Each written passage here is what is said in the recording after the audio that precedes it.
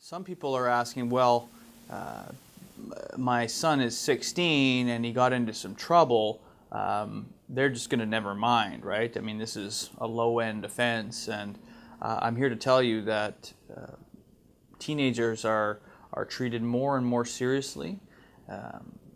The current government has changed the legislation, the Youth Criminal Justice Act, to make denunciation and deterrence a sentencing principle, essentially meaning that they're treated much more like adults when they're found guilty of offenses. In terms of defending a youth case as opposed to an adult case, there isn't a tremendous amount of difference.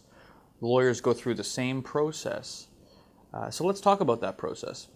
In the overwhelming majority of cases, contact to a lawyer's office happens after the person has been charged or while they're being charged. In the odd case, a parent usually will contact my office preliminarily to get some advice on how things aren't going well at school, that kind of thing, or they've been called by the police that they want to talk to them, and then a telephone call comes into my office. And so that phone call can sometimes precede the involvement of police, but more often than not, it's afterwards. It's difficult to speak at length about the police interview. That could be the topic of its own video. For right now, let's assume that the person has been charged and they've been released from custody and have been given a court date.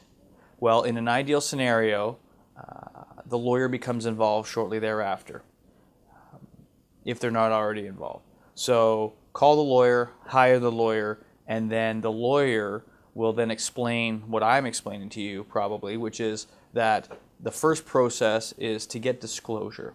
What's disclosure? Disclosure is all of the witness statements, all of the police involvement, any surveillance video, any physical evidence.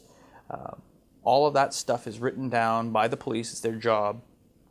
And nowadays it comes on a CD, and it is disclosed to the accused and his or her lawyer.